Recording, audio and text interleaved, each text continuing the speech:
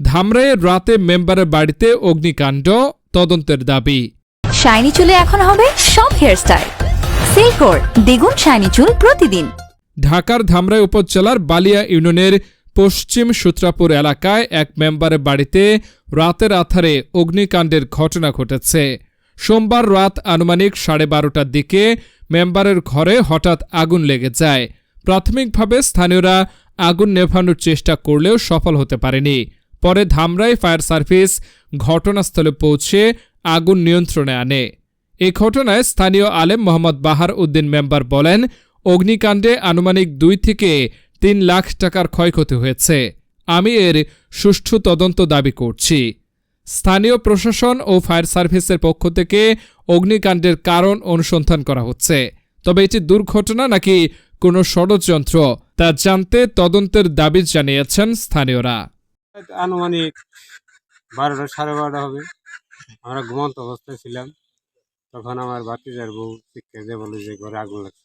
তখন ডাক শিখতে পারছে, আমাকে ডাকাডাকি পারছে, ডাক শিখতে পারছে। আমরা ওই শব্দ শুনে উঠছি। ওইটা দেখে ওর আগেই মানে আগুন ধাও ধাও করে জ্বলতেছে।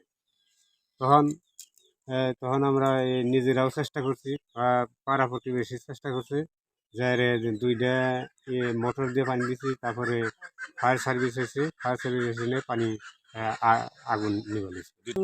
কালগুম মানে শব্দ হয়ে যাচ্ছে ওই পোড়ার পোড়া আছে, মানে আমি মনে করি নাই যে আগুন লাগছে। এই শব্দ হয়ে যাচ্ছে, এই খালি মটমট শব্দ হয়ে যাচ্ছে। অমনি আমি কই এরকম শব্দ হইতে রে, কিভাবে শব্দ হইতে রে।